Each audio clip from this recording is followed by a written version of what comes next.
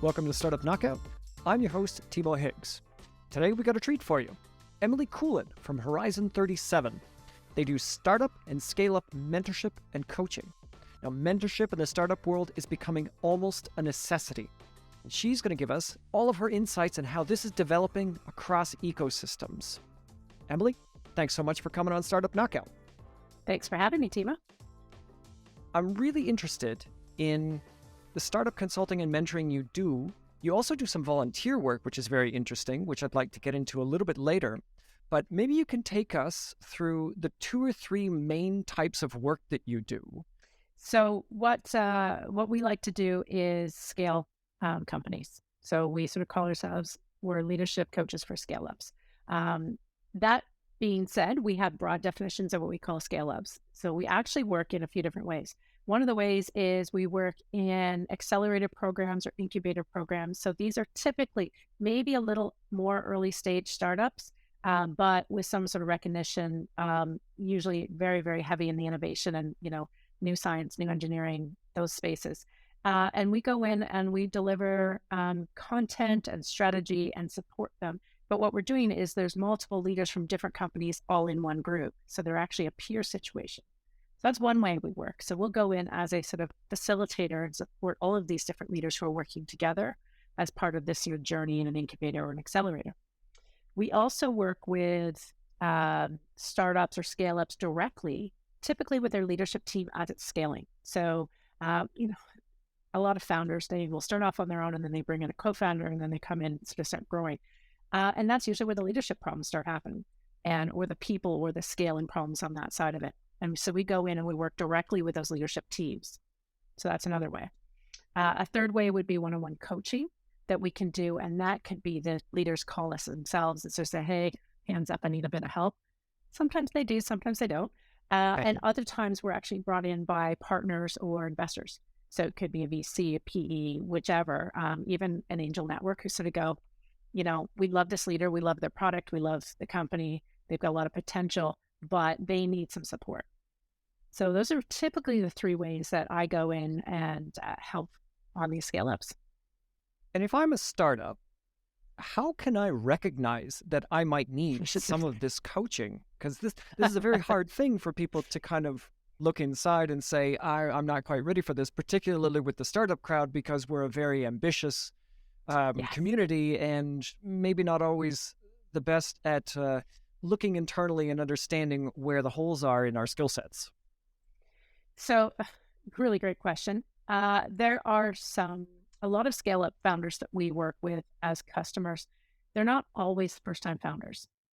So some of them have scars and bruises and growing pains from previous ventures, whether they're the founder or just on the leadership team. So they tend to maybe recognize things a little bit faster. The others who maybe don't have that wherewithal yet, and I always say yet because everybody's got the potential, it's usually somebody's telling them. And it could be telling them directly. So advisor group, NEDs, board, investors, team, or it could be they're hearing about it in indirect ways. So turnover rate, or they can't get anybody to come on board, or they can't get investment. So there's a few different ways that people may be aware of it. In an ideal world, we would work with every founder near the very beginning and be able to give them that structure. And then they can kind of come back to us a little bit like a physiotherapist, get the crucial problems sorted and then come back just when you need a bit of top up. But often we're brought in when there's a little bit more of an acute issue. I like this analogy as a physiotherapist. I'm going to extend this a little bit. Please. Are there any, let's say, top 3 different maladies or holes in the skill set that you see that you would love to be able to help every startup with? Yes, absolutely. So I would say the top one that we see, and I've been seeing for 25 years in founders, is the ability to let go. So this is your baby, that you're a founder, you've created this from scratch, maybe even in your basement or in your university lab, whatever. This is your baby. Giving up that control. It's never with necessarily or very rarely with negative intent that you don't want to give up the control or that, but typically you just can't because a lot of founders and entrepreneurs are driven, they're ambitious, typically a little bit on the controlling side, perfectionist to some degree. And that's one of the hardest things to do is give up that control, whether that's to a co-founder or to a team member, board, whichever. So I think that's one of my first things that is, I find, not everybody, but definitely more often than not. Another one would be communication. And that kind of goes with that. Most entrepreneurs have all the great ideas in their head. How are they getting those ideas out to those around them who are actually there to support them? Not necessarily effectively. So it may be, short, succinct emails that you think are perfectly clear. It could be Slack messages that you're like, oh yeah, everybody will get that. No. So the methods of communication, understanding that your communication style and your co-founders or your leadership team or your team, that they're not the same. That's another breakdown that needs to be addressed from the very beginning, because you just create so much negativity and toxicity if it's left too long. So I'd say that one. Along the same lines as giving up the control, it's also knowing your limits. So I'd say that's my third, probably typical injury, if you will. Knowing your limits. Founders want to do it all, and that's great, and that is a sense of control, but there's some things they should never do. Just never. Don't be a marketer if you've never done that. Don't do the finance if that's not your thing. I mean, there's basic things you can do at the beginning of your enterprise, but as you scale, you can't. So you have to hire a complement. You have to bring on board people to complement you. And that's a really tricky thing for a lot of people to do. They like bringing on people they like. And it's like, well, I like this guy. He feels like me. He's a junior person like me. He's a clone. That's great. That doesn't work. So that it's that stop doing things you shouldn't do and get the right people in to do them. I want to drill down a little bit deeper on that one, and I'm going to ask you an impossible question, but I'm curious to hear your perspective on it anyways. So You mentioned kind of letting go, not doing the things that you're not good at, but you also said that at the beginning, there's certain things that you're going to have to do if, it's just you and your co-founder before you can get any resources in the door. How do you know when it is that you're ready to start giving up those things that really are not in your wheelhouse? As I said, an impossible question. It's impossible, but with coaching and with some reflection, it can actually become a much easier question to answer for a founder. So one of the tools I use is having people really do a bit of almost a semantic or gut check with every task that they have to do. If it's something they're excited by, great. If it's something that they're dreading, or they realize they're not doing it well because, it's taking them 10 times over to redo it or whichever, note that. So it can be difficult to figure it out, but most founders know where they're motivated and they know what drives their energy. They know what gets them excited. They may have been given the CEO title because that was expected by the investors or by their board or something, but they may be really an absolute rubbish CEO because they don't have that sort of executive aspect of it. They're probably, some people are, their passion is in the R&D or in the product. And so they'll have the CEO title for a bit while they have to. And then maybe we'll advise them to shift that title over and they can be founder, CTO, or some kind of chief science or something. But it takes some reflection. I can only imagine. I would love to be a fly on the wall on some of those conversations just to hear how they go, but that's beyond the purview of this podcast and this episode.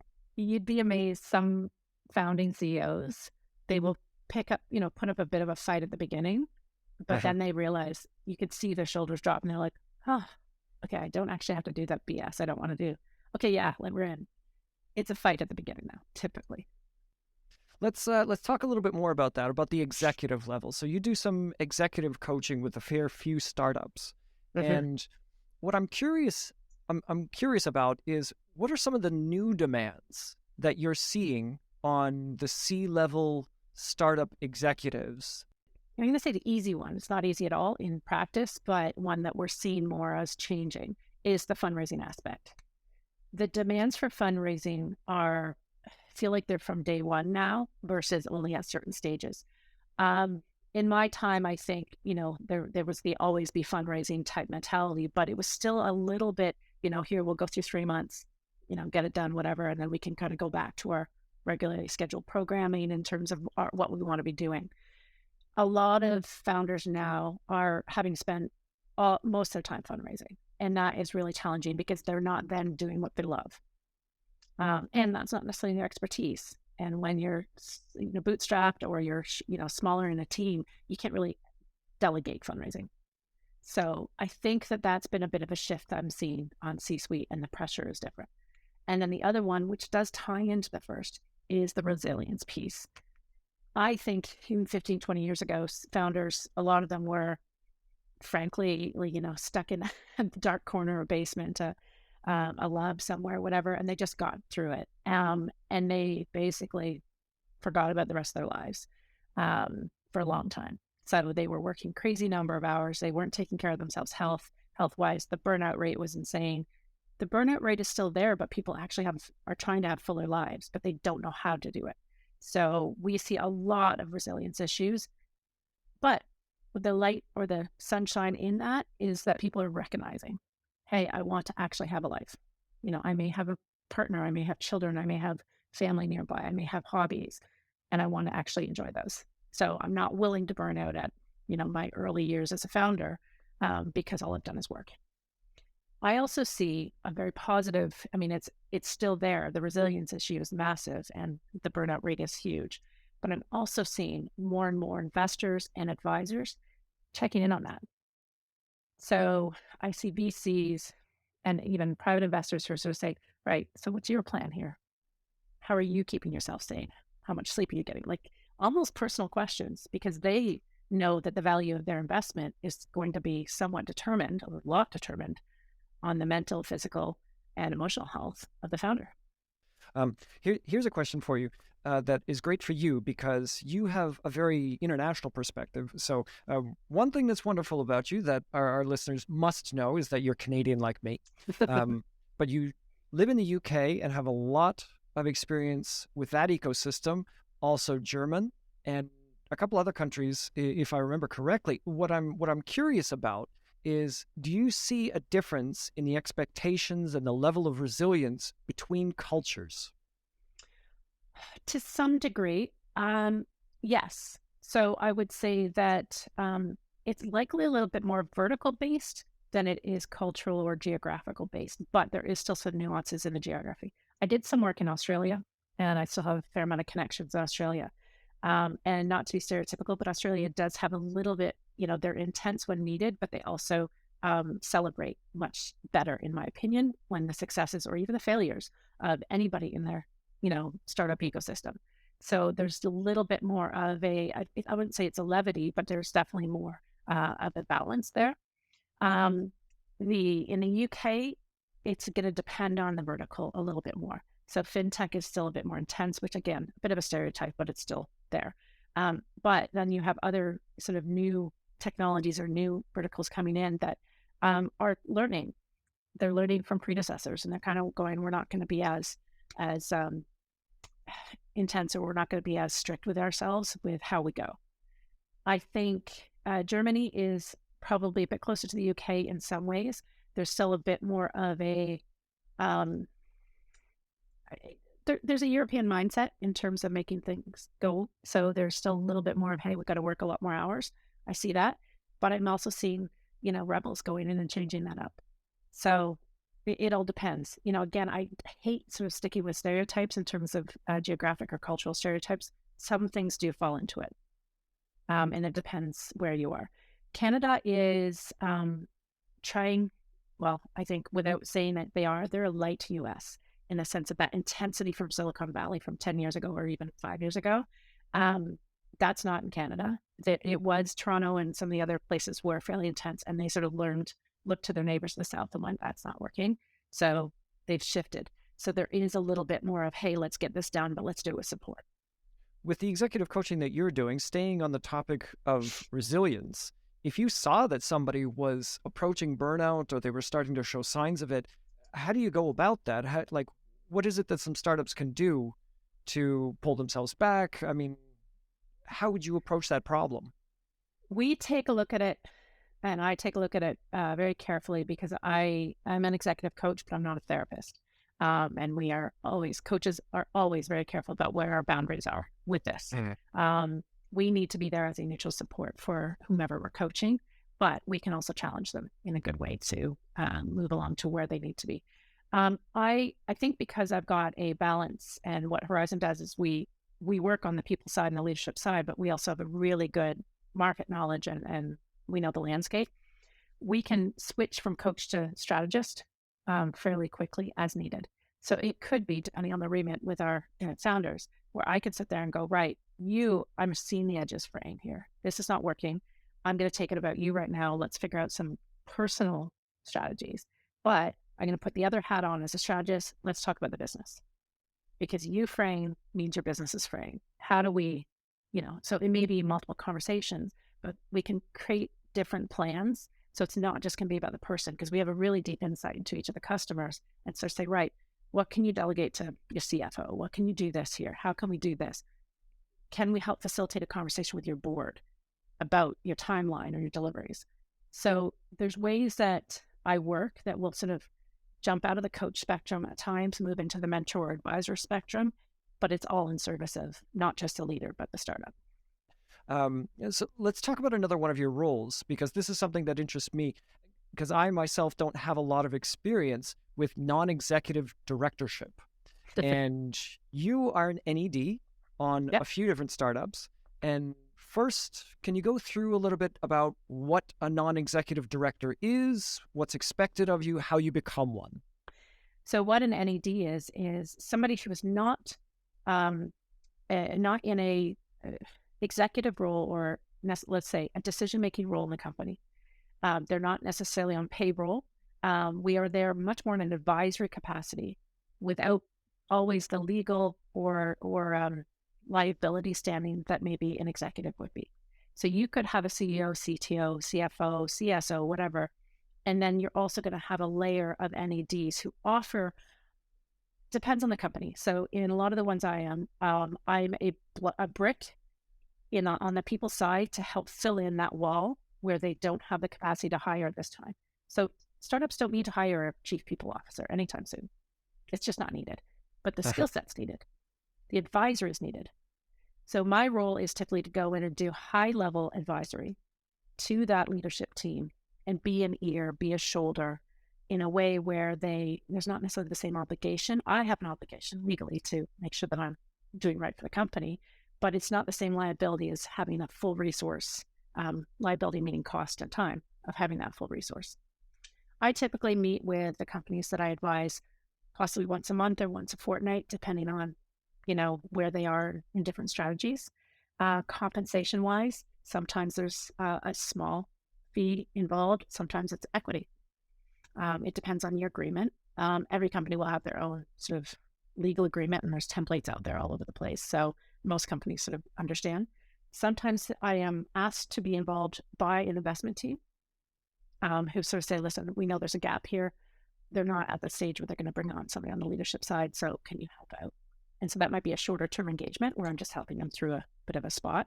And then sometimes it could be a year or two term. One of the reasons that I got involved is I wanted to really build up my acumen of the ecosystem, especially in the UK. So I was doing this type of role in Canada and in the US, and Australia, but I didn't actually term it the same way. So by coming here, it was sort of a really great way to sort of get to know what the different ecosystem challenges were and how they were different. How do I get these roles? Sometimes they just come to me. There's also really brilliant networks out there where they do matching for you. So I happen to be part of a group called Connected, but there's a number of them out there where companies will kind of put up an ad and say, hey, I need a non-executive director with this type of focus. And then you can reply, or vice versa. You can throw your profile up there and companies will contact you. Can you give us a little bit of an example, maybe one or two more specific, concrete examples of how you as an NED have helped a startup? One of the companies that I support when they first got going, brilliant team, but they had no idea on the scaling aptitude for when it came to people. So they had both the two co-founders had come from large corporate, large Big Five consulting, actually, brilliant people. And they were like, we have no idea where to even start on a people plan. So, really, we took 3-4 hours. This was during COVID. So we took 3-4 hours over Zoom, and we drafted out a map for them. But I walked them through the steps as opposed to me being a consultant and I can go off and do it and present it. I can do it with them so they're learning as they go. This feels more mentorship coaching where instead of you are providing a service, you're helping them to understand how to provide the service for themselves eventually. That's sort correct. of the teach a person to fish sort of structure. Absolutely. This is my opinion, I consider NED much closer to mentoring and not necessarily coaching, because coaching is typically very neutral and non-advisory at all. Coaching is, hey, I'll ask you a question, you figure out the answer yourself. I'll guide you through it a bit. Mentoring is much more, hey, this is what I've done in the past. It could work for you. Consulting is just do what I say. So that's how I sort of define it. And NED is much more in the mentoring space. So I can be that ear, or, if there's to say, hey, I'm encountering this with my team, what do I do? I'm sort of that phone call, bat signal, whatever, to sort of talk them through it. I like the idea of the bat symbol going up in the sky with a big E in the middle of it. This might be a question a little bit out of left field. I'm not sure if there's actually an answer for this, but I'm just curious. So whenever something new starts to happen in any sort of field, you get a certain critical mass, you get kind of a science behind it so that there becomes almost a way that you can do it where it's prescribed. Is there that sort of thing emerging for mentoring startups? Yes, I would say it's becoming the norm to ensure that as scale-ups or companies are scaling, that the idea of mentoring and the idea of this is actually built in. I see that as a huge positive. It's similar to the coaching and similar to, if somebody can identify this stuff early and they can work through some of these things earlier, there's so much more power and frankly, their, trajectory is going to be that much better. So for example, if a company in the past, an incubator program would be maybe focused really on the product and maybe the pitch deck. And, a few years ago, it was really, it didn't involve the human side as much. Now you're seeing incubator programs, accelerated programs bring in more coaching, more leadership, more decision-making things. Like how do you talk to each other? How do you communicate? All of those elements, the more human elements are being brought in much, much earlier. And I am seeing the success from that because you're seeing even when somebody does a pitch, they actually sound like a human. They're telling a story. There's passion as opposed to facts, figures, stats, market value. So I think that it is happening quite a bit more with this idea of what I do is being introduced more and more. I'd like to see it more. I think in terms of it being a model, I don't know if it can be. I think there's elements that should be there, but it's going to be up to the incubator accelerator sector, possibly even culture, on how that's done, if that makes sense. My problem is if it becomes too formulaic, then you actually lose the humanity out of it. It certainly is more prevalent, though, because almost every incubator or accelerator or any multiplier organization that I've talked to, one of the things that they're putting out there usually is one of their, this is what we provide, it's access to mentorship. And that mentorship is being broad in terms of its definition. And I'm seeing a lot more of that. In the past, you wouldn't see people with my background, meaning human resources, leadership, that side of it. You wouldn't see that as on the list of mentors comparatively. You would see the finance, you'd see the marketing, you'd see some more of the traditional fundraising, product, go-to-markets, whatever. You'd see more of that mentoring. And now you're seeing more, some of my type being added in, probably disrupting the whole system, but I like it. So I think it's a good thing. I think I read in this fantastic book called The Founder's Dilemma that the second reason why startups fail, aside from their business model doesn't work and they run out of money, is conflicts within the founder's team. Yep, absolutely. It can really kill it. And it's not even just within the founder's team. We say that all the time. And depending on how the founder's team got together, we will determine how we can fix that. But the conflict's also happening between any of the stakeholders, which means board, which means advisors, which means community, stakeholders, consumers. It doesn't matter. They're there. And I see that killing businesses more than the business idea not working. It's a good point. If your team isn't working, then it doesn't matter how good your product is. Eventually, Exactly. you're going to fall off a cliff. Yeah. Okay, let's pull our gaze back a little bit, and I want to take advantage of this international perspective that you have. So, the ecosystems that you have a view to, Switzerland, Germany, France, Canada. Let's talk just broadly, if you can. Give us an idea of how these different countries are tackling the problem of supporting startups. Every region, and I'm saying region, not country, because there's, these regions bleed, the countries bleed into each other. Every region has maybe a bit of a different focus in terms of how they want to do it. Globally, almost every nation has sort of put their hand up and either, with their fingers crossed or not, said, we want to support entrepreneurship. We want to support startups. How they're actually doing that is vastly different in each. So I'll give you an example. Australia has thrown a lot of support and money. They have created massive initiatives, billions of dollars worth of initiatives that don't have as much strings tied to them for entrepreneurs to be there. They're not as strict in terms of what the product or the service is. They're sort of like, hey, here's a bonus for you to be an entrepreneur. That's one example. I mean, it's all evolving. Every government's slightly different, and what I just said could change tomorrow. But that's the current reality there. Canada's doing something similar. Canada has made a very conscious on the federal and the provincial level to support entrepreneurship. They've tied some strings to them, depending on the industry and the sector, but there's opportunity. The UK was really, really open, throwing a lot of money, and there's a lot of really great groups supporting. And government adjacent groups, if you want to call it that, who are doing some amazing work to support. And I have the privilege of being a volunteer in some of them. But the government, there's been a lot of changes, especially in the last 6 months. Some of those are actually becoming easier. So the investment EIS is just upped its amount. That's brilliant. That's a huge, huge help. But then there's other things that have been sliced. So there was a group called Tech Nation, and they've just been disbanded, if you will, sadly. And the contract to the government has now been given to Barclays, which we haven't seen what they can do yet. So great. But there was a lot of amazing work being done for the ecosystem that I'm worried will somehow some of it will disappear. Not all of it, because the passion is there. So again, the UK is having different changes. It's mostly at the federal, or what in Canada we call the federal level. There's not a lot happening on the council or whichever. In Germany and France, it's changing. So France has become sort of the top hotspot in Europe right now, or at least continental Europe, for investments. Germany lost that top spot. So Germany was one of the top spots. And it's the appetite of the government. So the government's sort of saying, hey, our focus is on this maybe a little bit. So, if you're in biotech in France, you're going to do better. Or some of the other newer techs.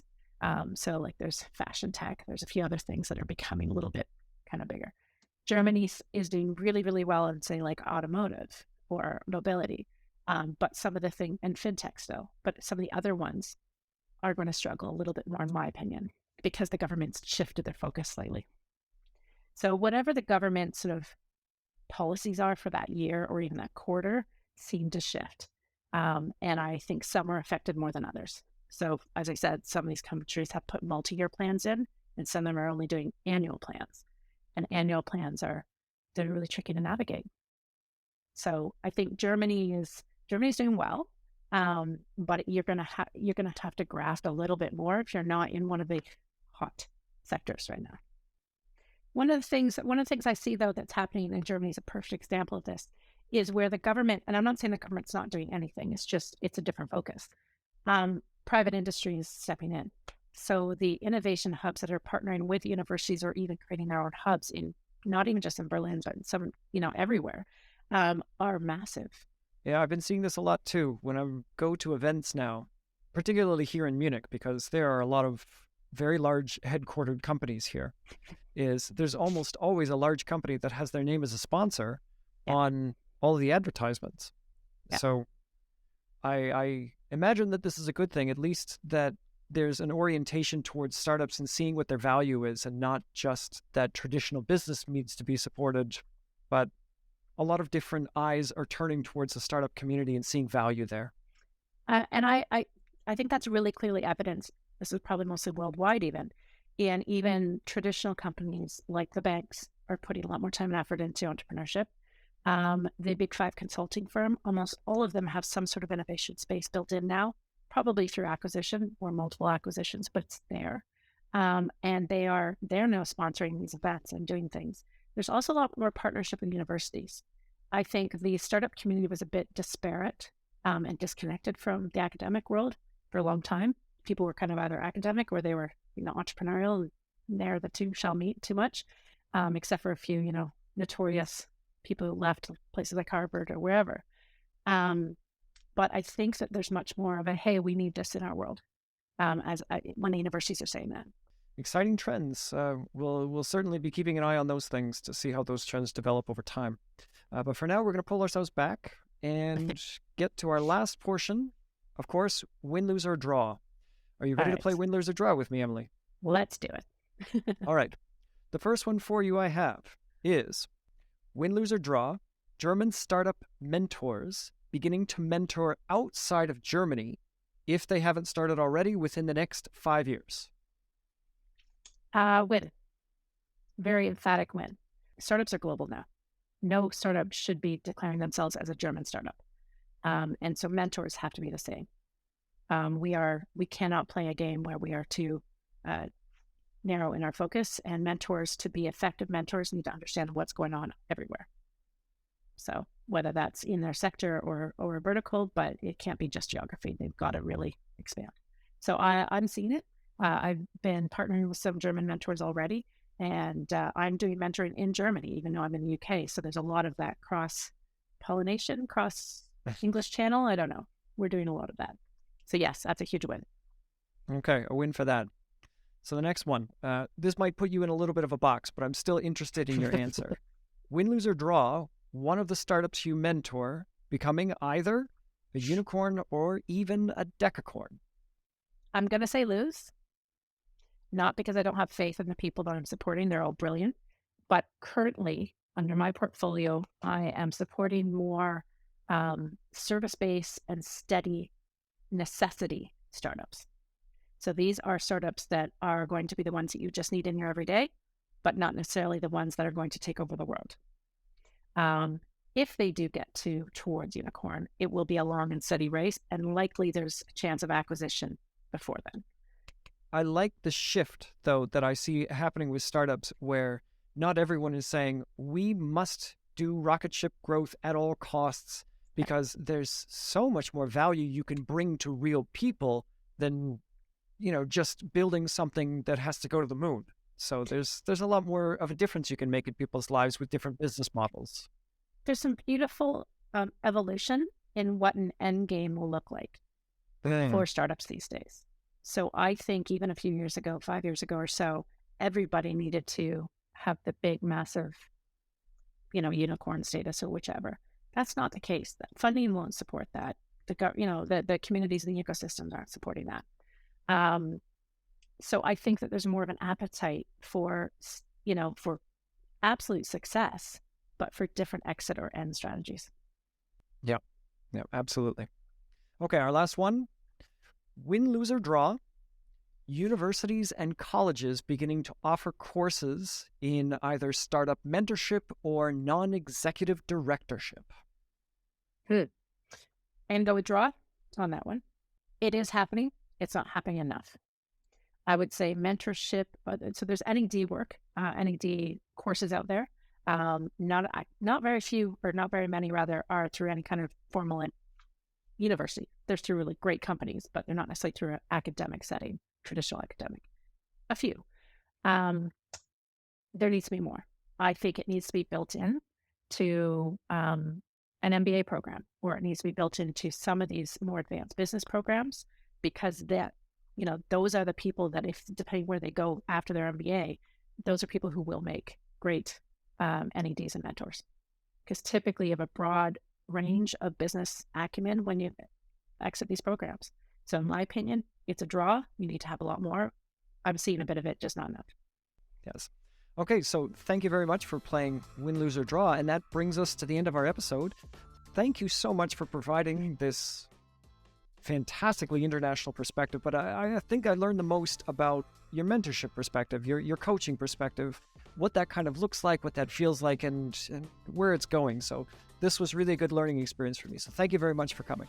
Thank you. I appreciate it. And thank you for inviting me. And again, I look forward to hearing more about some of your other guests and keep continuing learning myself. That's what we all have to do. We can't get stuck. So we have to keep learning. Couldn't agree more. Then that'll bring us to the end of our episode. Thanks everybody for watching and listening, and we'll see you next week. Thanks everyone for joining us this week. Be sure to subscribe to our YouTube channel to get notified of all the videos that come out, and we'll see you again next week. Take care, everyone.